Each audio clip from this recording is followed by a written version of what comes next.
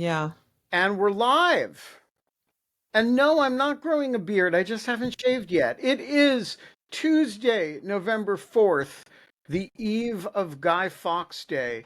It is the year of our Lord 2025. It is 8 o'clock a.m. And the government filed its brief yesterday evening in the vindictive prosecution motion of one James Comey.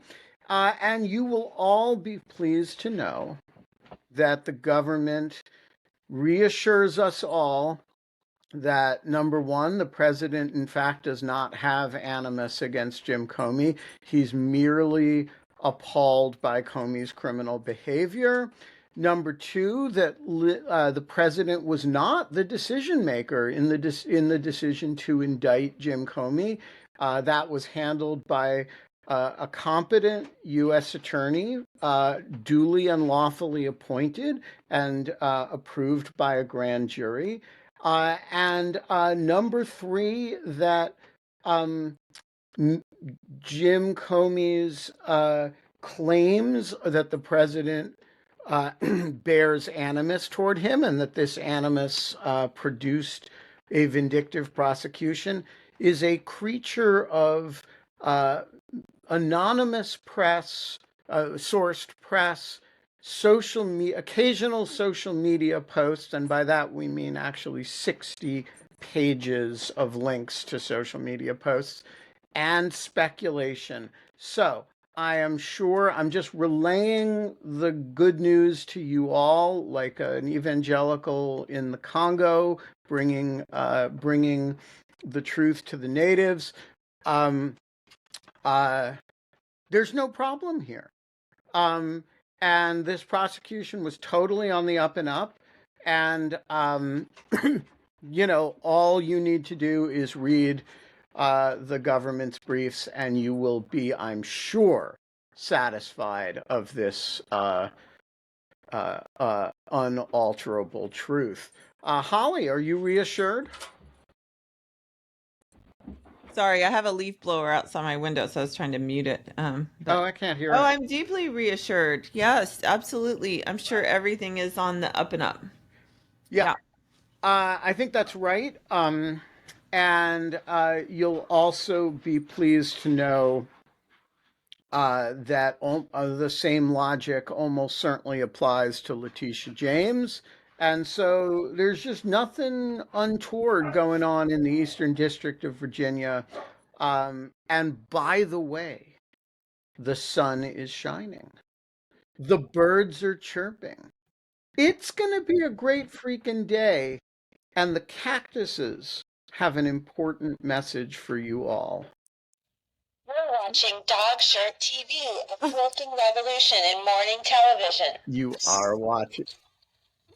You are watching Dog Shirt TV.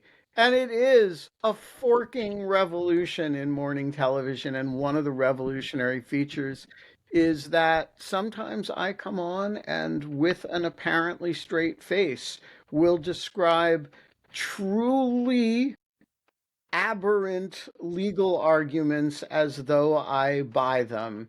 And another one of the revolutionary features is that sometimes Holly has a leaf blower and Lilo barking going on at the same time. And we treat that as mere background noise because that is what it is.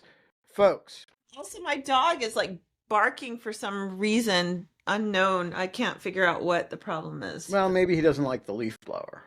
No, I think I don't know. He just controls me and he knows it. So, All right. I have a word of apology to some people. Apparently, some folks had trouble accessing the Riverside link to the Mara Book Club the other night. At least one person has written to me about that. To anybody who is a paid subscriber of Dogshirt TV and has had trouble accessing it, I apologize. I have no idea why that would have happened. It's the same link that we use for every show. And so I'm not sure why it would have been closed, but I will look into it and try to remedy it. It may be about time for me to change the studio link for this. I do it periodically to prevent interloping, but it made me time to set up a new studio. Uh, anyway, my apologies. The Mara Book Club video, the full video, is on the Dog Shirt TV website, as are the other episodes. They are only there for paid subscribers. But if you missed it, and particularly if you missed it, well, if you missed it for any reason, but if you missed it because you wanted, uh, um, because the link was bad for you, although it was not bad for a lot of other people, so that's the confusing part. If it was bad for you, the full video is there, and I mean, it really is the same as being there, save that you cannot text snarky things at Holly. Um, all of which is a long-winded way of saying that we are not allowed to have fun anymore, and the more tech we have, the more tech problems we get. Um, that's one of no, I mean, like if you're living in the Stone Age and you're carving your stone tools, you have many fewer. There was no technical support for that, and they didn't need it because, they just knew how to carve their stone tools and do cave paintings. And if you, but now that we have AI, stone tools don't hallucinate, right? AIs hallucinate. Um, anyway, Holly, when we last talked, we ran out of time before we got to your triumphal return from your awesome trip. And so I want to start with that today. I'm going to go rescue some things from the dog, and but let me turn it over to you for an account of your triumphant trip. Yeah, so well it, it was kind of typical book stuff in that it was like highs and lows. You have one event where you think like, wow, I'm like amazing and I am a successful author. And then you have another event where like nobody's there. So that's kind of typical fare. But first, I went to California. I had an event at a church, a Methodist church that I have been associated for a while, which was great. They know me there, and I have increasing numbers of friends at that church, and so that was good. Then I had an event at a small bookstore in Oakland that a friend, an author friend, set up. She lives in Oakland. And yeah, I think like three people came, including Matt C. So thank you, Matt C. All right, As serious question. Serious question. If you have an event and it is completely disappointing in turnout, but one person who turns out is a member of the Greek chorus or somebody you that's are a otherwise success. delighted to meet, is Yeah. it a success or a failure? Or Well, are we okay, calling it a not kind of all Matt mixed bag? C. Not Matt C. represented the Greek chorus, which was amazing, and I was thrilled that he was there and to meet him. Another person, so there were four people who came. Matt C. and all of them were important. Matt C. came. A member of the church, even though she had come to the church event, she drove over to Oakland and also came to that one. So superstar. Her name is Tammy. She's a rock star. Love you, Tammy. Um, then the not to diminish the presence of Matt C, but this woman walked in. She is the daughter of my seventh grade dorm parents. And Whoa. yeah, and I knew her as a little kid. Honestly, we were mean to her. She doesn't remember. She doesn't remember. And I was like, I think we were mean to you. I'm really sorry. So yeah, I don't think she watches this show, and I didn't have the heart to tell her, but her name is Elizabeth, and we used to call her Lizard Breath. It's really normal kid Anyway, means. you should first of all, you should never ever the concept, just the whole concept of a junior high girls dorm should be banned by the United Nations. It should not exist. It's a It is human not. rights It's a violation. human rights violation. It And is by the way, a boys' dorm at the same age is a human rights it's a human violation rights for an violation. entirely different set I of was reasons. waterboarded by boys at that age, boys dorm at that age, actually ninth grade, and that's a true story. Um, that I won't tell right now. But anyway, I think I've told it before though. It's in your book. Is it in my book? Yeah. Okay. Anyway, not important. So she walked in and she came. She's also thinking about coming to on the Kenya trip, possibly with her parents, which would be very Whoa. interesting. Her parents, I liked her parents, so they were good. And then the And fourth, how currently evangelical is she? she's not. Yeah. And what about the parents? So she was telling me, which I didn't really pick up on. So there were always a few teachers at RVA who were kind of a subversive presence. They didn't quite, they they didn't quite check all the boxes, but yet they managed to slip in the door. And Foxes in the hen house, so to yeah, speak. and they were, I had another dorm parents who were more openly subversive, but the show says they were called, that's their name. They were called that because that's their name. Anyway, I just woke up, honestly. So I didn't realize that they were subvert, but she was telling me that they're from upstate New York. They're not, they're not Southern Midwestern. It's the Northerners you always have to watch. So anyway, she tells me that they were never like super, super evangelical to begin with. Um, and then the fourth person who was there, I had just in the last week connected with him online through a friend. He has signed up for, he's going on his own safari with my friend Moses. And he had just contacted me and I had just put him in touch with Moses. And then there he was in person, just randomly. I had no idea any of these people were. Well, Elizabeth, or Liz as she goes by now, she told me that she mentioned we had been emailing and she said she had mentioned she was coming, but somehow that slipped my mind. So I was just like completely surprised by all of these people being there. But those were the only people there.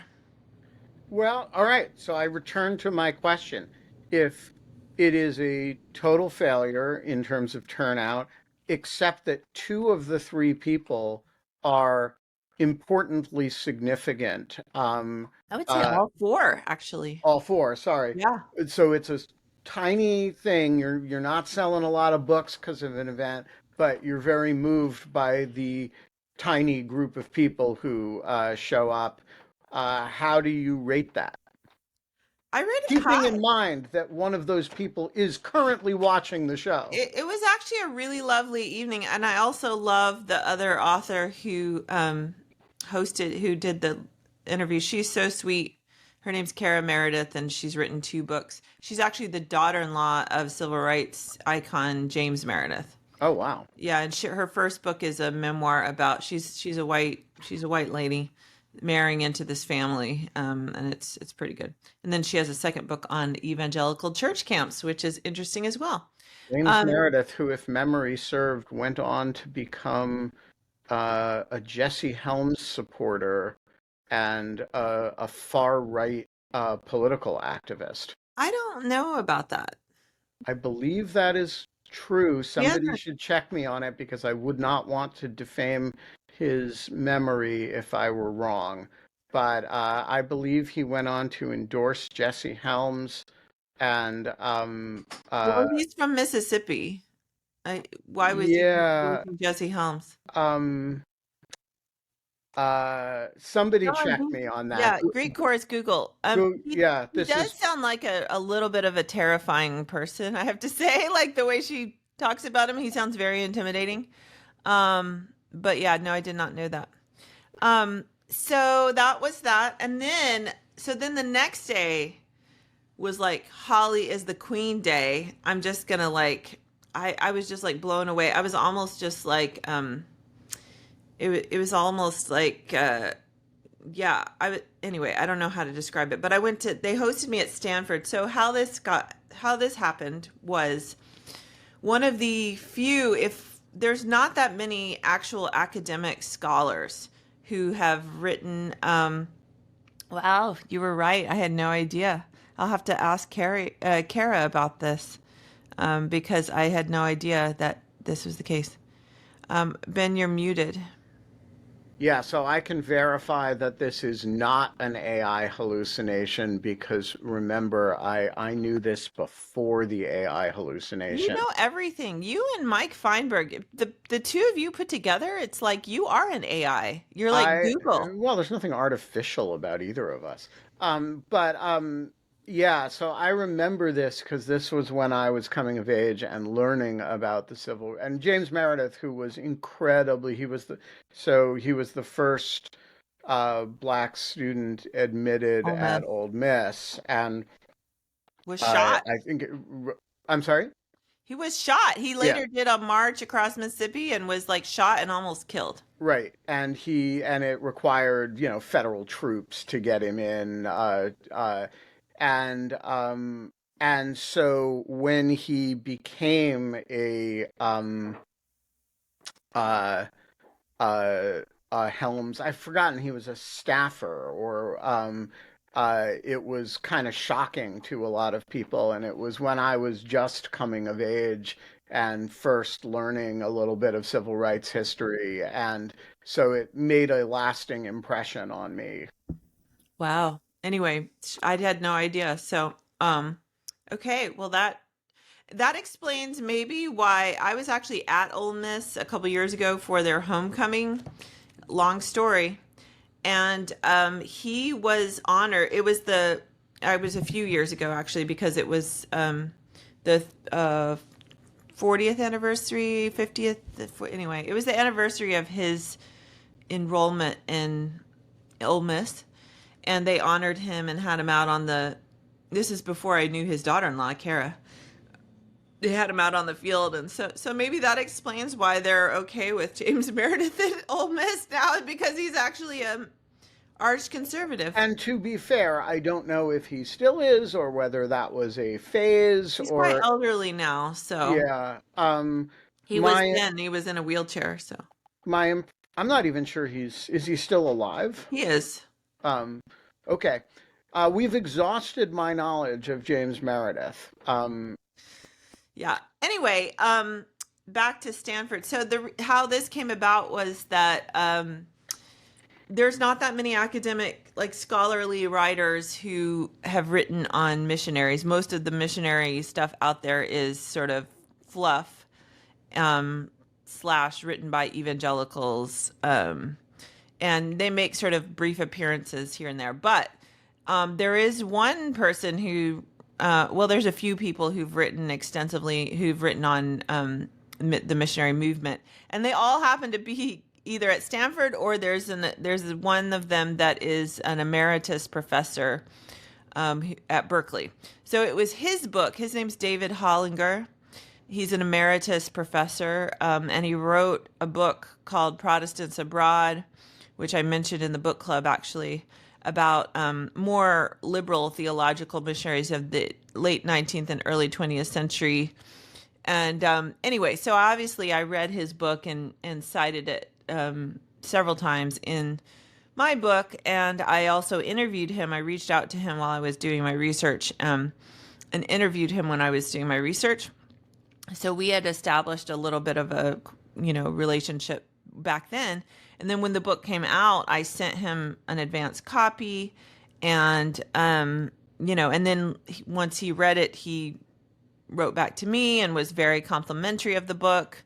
And so, and then he wanted to connect me to a professor at Stanford who is looking into the CIA sort of relationship and use of missionaries in the 1950s before it was illegal. Now it's like very strictly against agency regulations. You stay away from missionaries, clergy, at least operationally. Journalists, there's a lot of, and it's for their protection because they're often, obviously, aid workers, Peace Corps. Your CIA is not allowed to have anything to do with them, really. Um, Even if they're not American. um, So I know we don't engage with American I, press, that's a good question.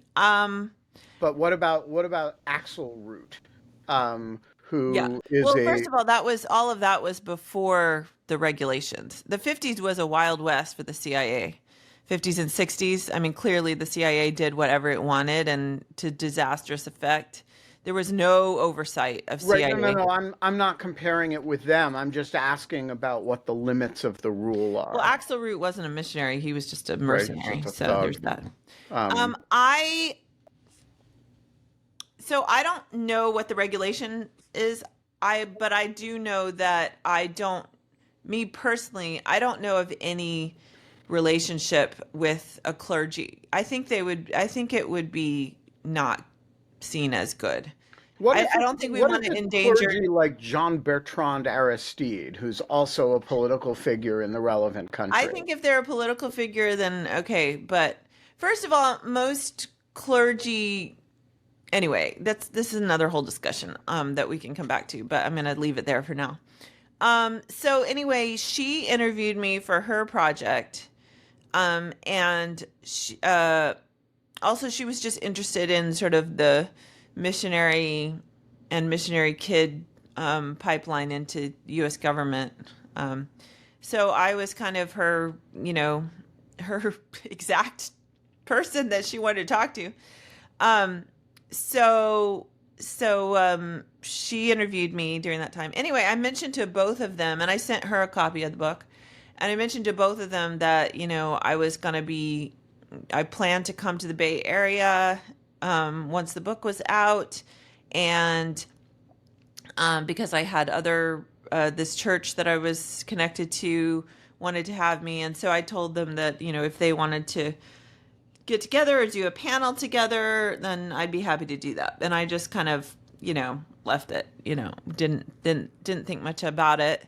Anyway, so yeah, they set it up. They set it all up and it was an amazing day. It turns out there are other people on the faculty of Stanford. There's a woman, Catherine Jin Lum, who wrote a book I cited. There's another who she gets into missionaries and missions quite a bit. Her book's called Heathen. And it's about the sort of racial, religious projection of the sort of use of religious language to project racial prejudice overseas. It's a really good book. There's another professor there whose book I didn't cite because I didn't discover it until after Wait, my. I'd forgotten this fact. James Meredith also endorsed David Duke. Whoa! Yeah. Oh my gosh. Um, Okay. All righty. Well, I'm gonna have to ask Kara about this. Um, and okay, so then there's another historian there in the history department that his name is James Campbell, who's written a wonderful book called The Middle Passages, and he deals with some African American missionaries. So they're all there, and then there's a few more. I met a visiting scholar, Katie Gadini, who I want to have on the show. She's a sociologist. She's from an evangelical background, and she studies MAGA Christian women. She has a really interesting book coming out next year, and I'm gonna ask her to come on this show. So anyway, then they have a society there, interdepartmental society, American religion in global context. So it's like, yeah, that's perfect for me. So they had me there, and it was like this all day thing. First, they had me for lunch with the graduate students, and then they gave me a tour of the campus, and then we had our session, and then they took me out to dinner at this really nice restaurant, and it was just an outstanding day. I loved all of them. I loved they were all wonderful people. So I find and I would consider them, I call you people like you, Ben, I call y'all fancy people, where you're like kind of prominent and fancy and successful and well known, at least in certain circles.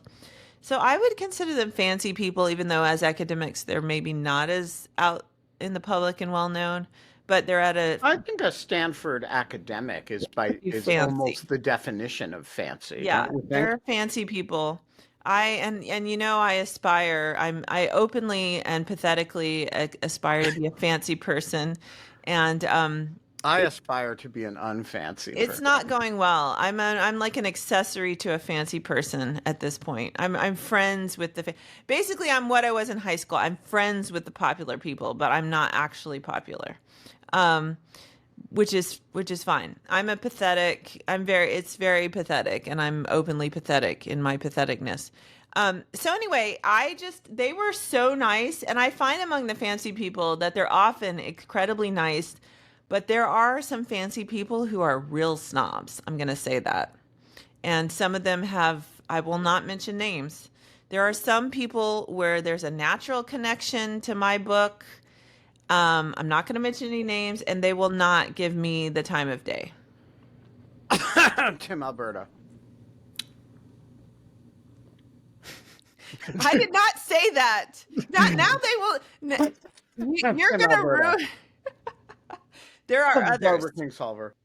Well, I feel like I give her kind of a pass. She clearly does not want to be in the public eye at all. In fact, I believe the reason there's no movies of her books is because she refuses to sell the rights. Because that would mean Yeah, more. But when when somebody sends you a book that's thematically related and to some degree partially inspired by a novel of yours, you could send them a note. Well, You could her read it. I'm daughter not did. saying she has to do a public appearance with you, but like some acknowledgement that I mean, look, maybe she's old and sick or something, but I don't want to be too harsh on her, but like you know, like it's not that hard to say, hey, this is unless she thinks your book sucks, which is a different matter, then maybe silence is the best answer. But I don't think that's what happened. I honestly, and this is going to sound super arrogant, but I challenge anyone who's actually read my book to say that it sucks, because it is good. Yep. It is I'm not. very. I'm just acknowleding the Yeah, I know, but I'm possibility just that saying, she might if think she that. actually read it, if she actually takes the time and ever reads it, then I believe that she will be compelled to send me a message. But I just don't think she's ever going to read it. So, anyway, and actually, I will add to the list. There's all of the prominent religion reporters and commentators in the major publications. They all should have received this book. And there is no book like this book. There has never been a scholarly work on missionary kids ever. And it is relevant.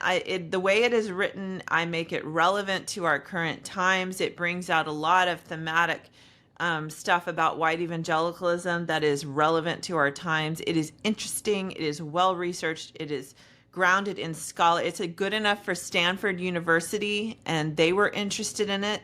Some of them may even assign it. I don't know. It meets the bar for academics, and I am a former academic, and I don't know why any of you are not reading and writing about this book, because there is no other book like this book. And there's no other book that's worth reading, actually, And except Alicia's. if you are a religion reporter or commentator at or write on Oh, I thought you religion. were hectoring the Greek chorus here. No. I'm talking to the major publications religion reporters. Like, I just don't. I'm embarrassed for you that you have not engaged with my book in I your think work. that's right. I think it shows a lack of news judgment. It shows, And also rejecting my op-eds. I'm embarrassed for you. yeah, although that's a different category of people. Yeah. Yeah, as somebody who has rejected a lot of op-eds, I can say I have never rejected an op-ed from Holly Berkley Fletcher. In fact, you read the one I tried to submit, and you said it was good. I don't even remember that. You But did? You said you read it. I don't know if you actually. I'm sure I did, since I don't habitually lie to you.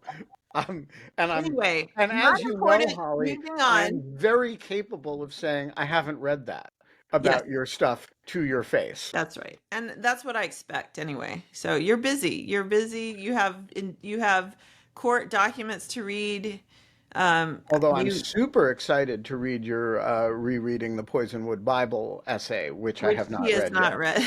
Yeah, I'm going to, but you'll know when I do, So but I haven't read anyway, it yet. that's if they're going to be snobby, I'm going to be snobby right back and say to them like I just don't know why you if I don't this missionary movement thing is something that is little known but very important in white evangelicalism, and there's no other really book like my book about it, and I just don't know why you would not engage with my book if you are serious about American religion. So I'm just going to say it. And I'll wait for your email. You can contact my publicist through Broadleaf, or through, if you know Ben, you can reach me through Ben. And I'm waiting for you to wake up. And if Okay. your name happens to be Tim Alberta, Or um, honestly, you oh, you are here's very welcome to do an event with Holly on Dog Shirt TV. We could do something special, but stop the snobby thing. yeah. To be fair, I have reached out to Tim through connections. I don't because I don't think they would give me his actual email anyway. So anyway, I have not directly tried because I don't have his email or Oh, whatever. well, I'll fix that for you. Okay. Anyway, maybe he's a very nice person. I don't know. I have had no luck, and I've been told by people that I mentioned like, "Oh, I would love Tim Alberta to get this book," or "I would love to talk to Tim Alberta." And I've had multiple people tell me like, "Oh, he's not going to do that." So, or don't bother. Don't bother. He's not gonna do that. So he has a bit of a reputation. And you know what? Everybody's busy and you have to guard your time, and so I don't buy that for a fucking minute. I'm I sorry. even had one reader Can tell I me just say I am busier than Tim Alberta? probably. Anyway, I even had Because one reader Tim say, Alberta works for the Atlantic. He doesn't run the Atlantic. I actually run Lawfare and I run Dog Shirt Daily. And by the way, I mentor more Ukrainian kids in a week than Tim Alberta has ever done. Don't give me this, he's probably busy whatever. bullshit. I don't. I'm You're fucking basically busy. ruining every chance that I might have had with Tim Alberta. So, I will add on to that. I've had multiple readers tell me that they liked my book. They had also they liked my book better than Tim Alberta's. Ooh, fighting words, Yeah, Tim and Alberta. one of the Stanford professors told me he said that my book should go in the same echelon as books by, and he said Tim Alberta and Kristen Kobus Dumais, who has been very kind to me. Well, So, let's divide these categories because, first of all, Kristen Dumais' book is a much better book and a much more important book than Tim Alberta's book. and my book, you can say I'm it. not going to comment on that. It's a different subject, whatever. But Kristen Dumais' book is a genuinely, it is a deeply important piece of work.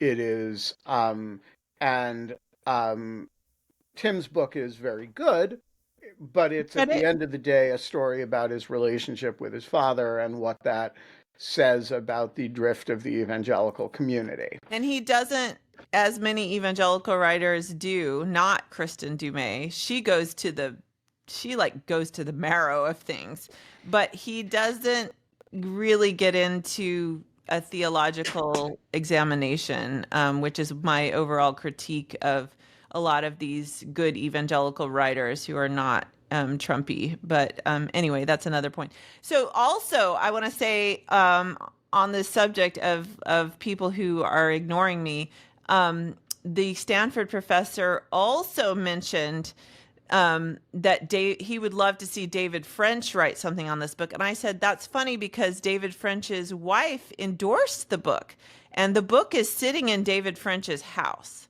But I'm not going to bother David French because if Nancy felt the book was that important, she would bother David French, and so Okay. she blurbs I, the book, I and I'm not feel going to bother her. I feel differently about David French than I do about Tim Alberta because I love David French. Oh, I I think love David I French. think he is a super courageous and thoughtful and absolutely lovely human being. As is And Nancy. I love Nancy. so I don't know Nancy I actually. know Nancy We a little bit. we have uh, we have I think never met. Although we've been on email chains together and whatnot. Um, but I will say there are people I'm going to make excuses for. There are people I won't make excuses for. Uh, uh, David French will get around to reading it at some point and will have thoughts about it. He may have read it, but he doesn't. Again, the book is a bit provocative about a sort of holy grail in white evangelicalism. Everybody loves the missionaries. Russell Moore loves the missionaries. David French loves the missionaries. I was frankly surprised that Nancy agreed to blurb it. She hasn't really said much about it since then, probably because she doesn't want to attract any more hate than they've already gotten. Right. So there's that. Anyway, I give the French Nancy French has already done me more favors than a human should expect from anyone, and the Frenches as a couple get a pass. Yep. But David French, if he wants an interesting topic for a column and he's like having writer's block, my book is sitting in his house, and he's welcome to write about it. And there's at least one person who's a emeritus Berkeley professor who would like to see David French write about it. So, and I'll just Well, leave it there. and if David wants to come on Dogshirt TV and talk with Holly about the book, of course, we are always available for that. Although it would be even earlier in the morning in David French land than it is in Holly and Ben land. That's right. Anyway, I have nothing but love for David and Nancy French, and they are free to do whatever they choose with regards to my book. I'm just putting it out there that at least one person who is a prominent person would like to see that, and who is not me. Anyway, that it was just a spectacular day. They were so kind. They were so back when I was in graduate school, and in academia, there was much more academic snobbery. Like if someone was outside academia, they would never be interested in what they had to say. And I really see, at least in history, I think that has really changed. And there's this, which is great to see. I think like Heather Cox Richardson is sort of the poster child of this, but also Kristen Dumais, where there's they feel a sort of responsibility to use their knowledge and and skills as historians to speak into the present day, and to try to reach people. And I think that's really important. And I'm so glad that the sort of wall between academia and more public discourse has broken down, at least in the realm of history. I could not agree more, and I think there's no more important place than in history for it, because history does meaningfully inform so many other public discussions in a way that sort of, I think, nothing except science does. And yet, academic historians are often so uninterested in talking to the public that it is a wonderful thing when the ones who are good at it actually bother to do it. And I will say, do it within the four corners of their disciplines. I'm less enthusiastic about kind of historians who become public intellectuals and talk about all sorts of other things.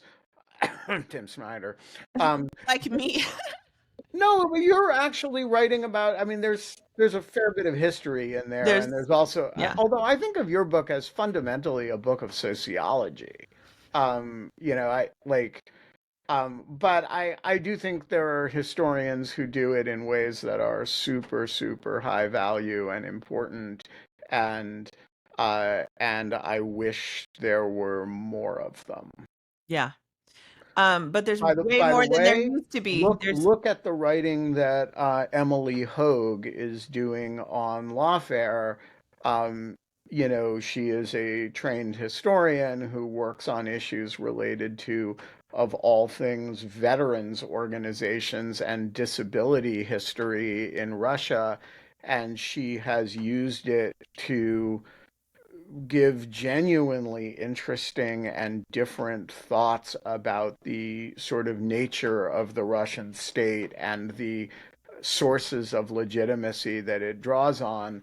And, you know, and that's contemporary commentary, not historiography. And so I think there's just a lot that historians can do, and there's a lot of shyness about doing it because then you're not being a respectable historian.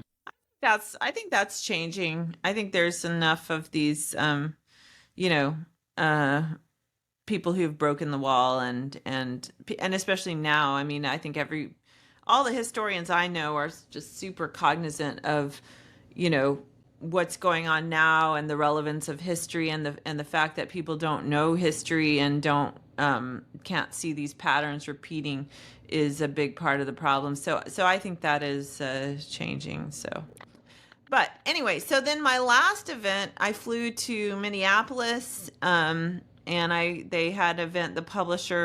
My publisher's based in Minneapolis, and so they set up an event at a Methodist church with another of one of their authors, Angela Danker, who's also she just got fired actually, and I want to have her on this show. She just got fired as a columnist for the Minneapolis Star Tribune because she writes on religion, and she And had written. what did she do that as a religion writer that warrants firing I'm from? about to tell you. Oh, okay. Yeah, so she wrote a column. She's a columnist, and she wrote a column after Charlie Kirk's death, basically critical of Charlie Kirk. And so her last book is on white, sort of the radicalization of white Christian boys and men. And she basically wrote a a column on Charlie Kirk and how he's emblematic of some of these problems, and so on and so forth. And the Star Tribune, which I think, I'm not sure who owns it, but it's part of this broader trend of capture of local journalism, in particular by these sort of conservative conglomerates. And they refused to run it. And so she spoke out publicly. She put it on her Substack, and she spoke out publicly about, you know, here is the op-ed that I wanted to write for my paper, and they wouldn't run it, and they fired her. So, Wow. and instead they ran a very fluff piece about Charlie Kirk instead of her piece. Um, and so yeah, she's gotten there in Minneapolis. She's gotten all kinds of hate mail and, you know, all the usual stuff.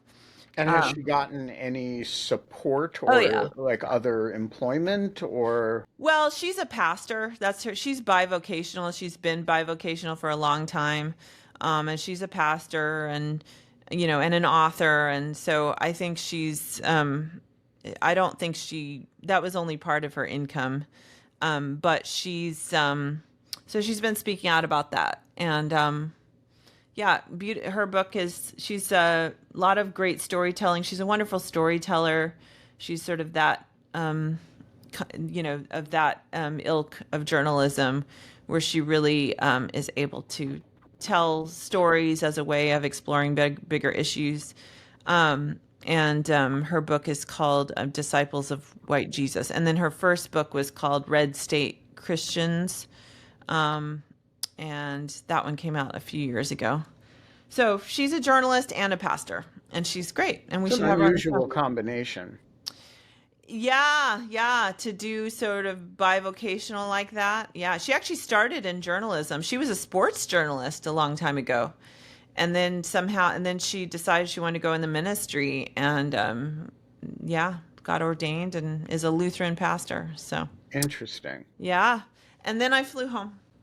So it was great. Just in time for your event at Politics and Prose.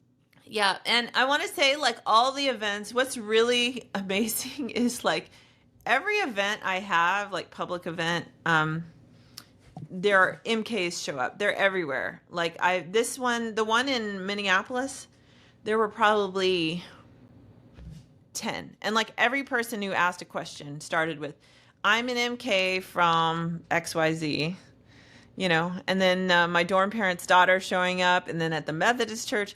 There were no MKs at Stanford, but it was kind of no, though there were MKs. Two MK friends came to the Stanford event. There were MKs at Stanford. So yeah, and they're just everywhere. They come out of the woodworks, which is really, really neat to see. All right.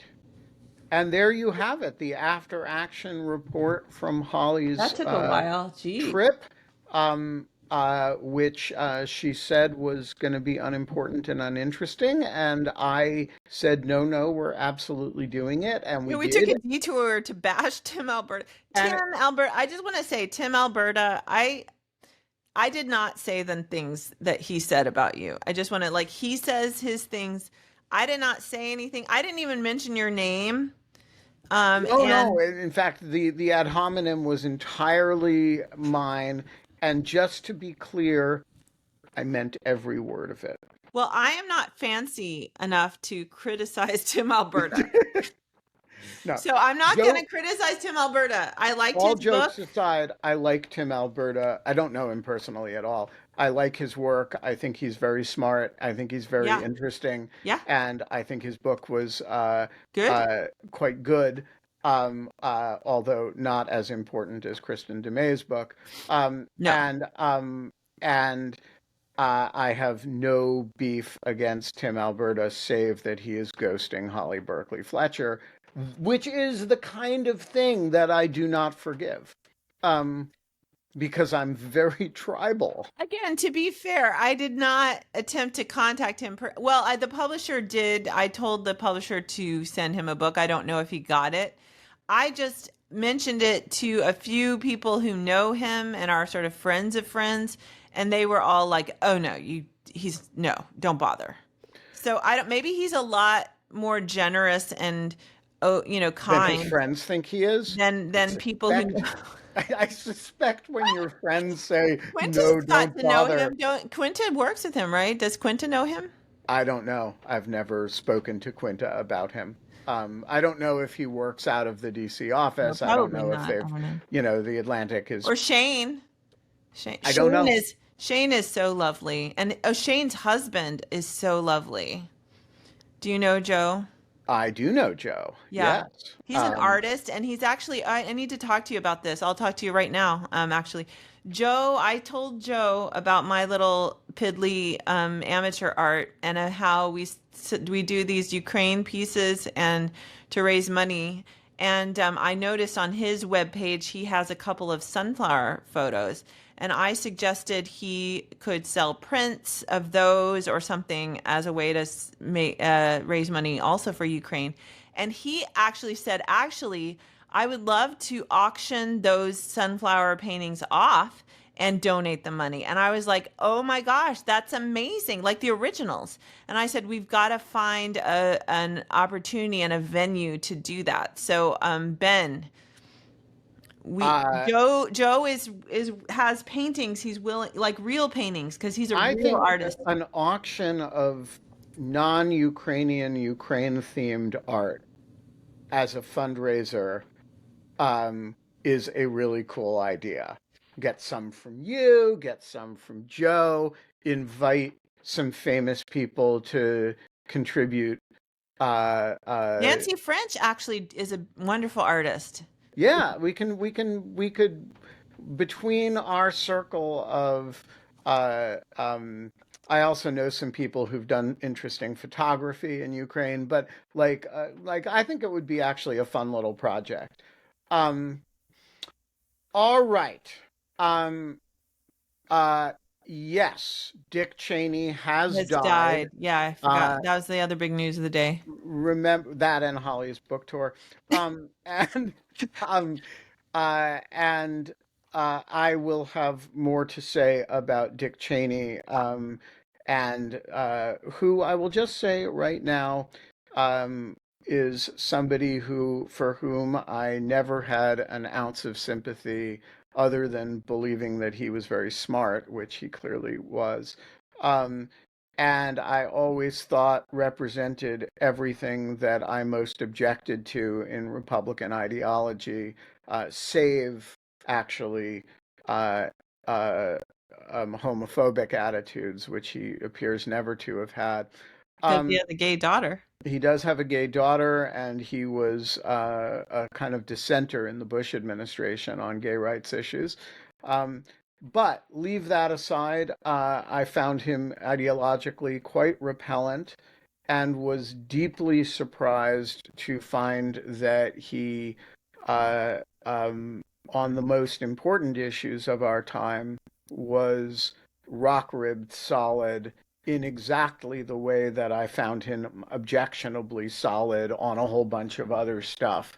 And I um, found myself softening a lot uh, on him, not just on his daughter, who of course is was enormously courageous, but and I think the occasion of Dick Cheney's death is a good occasion to think about the difference between political values and pre-political values. And we often think about what we disagree with people at the policy level and even at the tectonic constitutional level, but and therefore don't notice that there's virtually no daylight between us and our political foes. And I did think of Dick Cheney as something of a foe.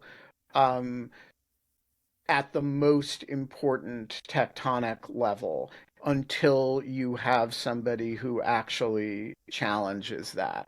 And so I found myself, I will say this now that he's dead, um, early in the first Trump administration, I was asked by AEI to give a briefing on the Comey firing, the Russia investigation, and the incipient Mueller investigation, which was just getting started, to the AEI board, of which Dick Cheney was a member.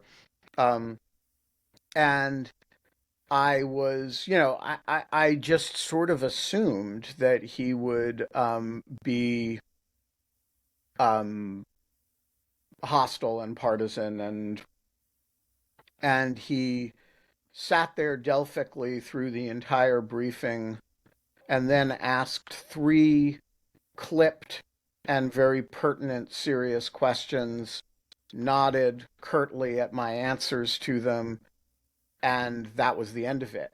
And I remember at the time thinking I had no idea what he was thinking, and just assuming, well, this is Dick Cheney. He's, you know, looking for a way to shiv me and twist the knife or something, and did not realize until years later when Liz came out in her Never Trump posture and he supported her and talked, very movingly about how dangerous Trump was, that he was probably just listening and gathering information and you know trying to.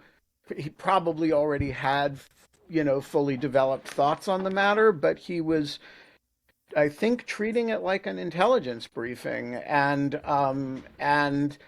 I realized that I had done him a disservice in the way that I had thought about, like, that I had assumed the posture was adversarial and assumed even that the posture, even when he didn't do anything inappropriate and just asked pertinent, clipped questions. I mean, he's not a like warm, fuzzy guy or anything. And so when he asks you a question, they kind of come at you like bullets. But there was nothing inappropriate about the way that he behaved. And in fact, the questions were good, and he didn't show his feelings or his cards at all. And I just made a set of assumptions about him that turned out to be, at least a few years later, completely wrong. And um, and so But he was very wrong on Iraq. But so I was, don't think he was wrong about a lot of things. yeah, he was, yeah. But Well, so have I been. I never briefed him, but I have friends who briefed both, who were briefed him and Bush, and actually the people. I always hated the Bush being dumb sort of thing. Bush is really bright, actually, Yeah, and Bush really is curious. people Big confuse reader. people confuse inarticulate with dumb. Correct. And Bush was never dumb. And Bush Sr., who people also thought was dumb. I never thought he was dumb. Well, people thought that he was aphasic, which he probably was. There's a whole New Republic article entitled "Is There Something Wrong with the President's Oh, Brain?" I That's all didn't about saw his that. I was too young, and I malapropism. was in Africa, so. And um and I just want to say that I got on the biggest picture question, I got Dick Cheney wrong. And you know, there may have been no way for me to know that. There may have been, like, it's not like the questions on which I made my judgments were unimportant or inappropriate, or I don't, but I do think sometimes a relatively dispassionate analysis of a lot of facts can lead you to a radically wrong conclusion, at least if you're examining something the at a different level of analysis. And so I would have said, circa Dick Cheney's departure from office, that he was one of the most dangerous things to democracy in the United States. And it turns out that, boy, was that wrong. Nope, nope, nope, nope. By the way, speaking of which, the Iraq War and all of that, another person who has, again, Bill Crystal. Bill Crystal, talk about a fancy person who is so nice. Oh my Yes. gosh. He is such a lovely person, y'all. And was never a fan of the Iraq War, and I know he was, you're wrong about that. But he certainly has done the right thing, in recent times. He's a warrior for democracy. And it kind of follows actually, because again, the Iraq War, again, I never agreed with it. I was a Republican at the time, still did not agree with it. But you can see how the same principles that misguided them, that someone like Bill or Dick Cheney back then, it was kind of the same. They thought they were defending democracy, or at least Oh, Bill yeah. did. They thought it was within this whole mindset. Again, misguided, for sure, misguided, and ultimately quite catastrophic. But you can see the through line. Bill Kristol's a very principled person, and I think Dick Cheney probably was as well. Yeah, and the fact that I disagree with some of Dick Cheney's principles, um, it can mask the fact that there are principles. And For by the sure. way, it feels when you're in the middle of a fight with him about executive authority and a sort of bullheaded view of a unitary executive, it feels like you are fighting the most important fight in democracy. And it turns out that's actually not the most important fight. Like it's I'm not going to defend the arguments that they made, many of which were foolish and wrong, but it turns out that that's one tectonic plate level below the ground, and you can go 10 below the ground before you exhaust the capacity to be undemocratic. And at and so I want to defend Dick Cheney for being right about the most important questions even as he was catastrophically wrong about some of the third and fourth most important questions. And I do think that's a difference that matters. And with that, we're done for the day. We got a trip report from Holly. We had a completely unwarranted attack on Tim Alberta, and we had a It bite me in the ass. I mean, thanks, well, Ben. let the record reflect that you had Oh my nothing to do gosh. with it. If one of us has made an enemy of Tim Alberta, let it be me. I would love Tim Alberta to prove to me that he is a kind and generous, fancy person. I am going I to remain send open to him. that I'm narrative. going to send him this show No, along with a no. note inviting him to appear on it to Oh my discuss gosh. his book, your book, and to defend himself. Um, Oh my. and we're going to find out a lot about who he is by how he responds to He's this not going to email. respond, just so we know. Folks, we're going to be back tomorrow. I think I'm going to get a guest because Okay, because you're tired of talking to me. no, just because like I try to. I think we should have like it's good to have like I'm working on some two guests 2 days myself. of guests per week. And so maybe there'll be a guest tomorrow. Maybe there won't be.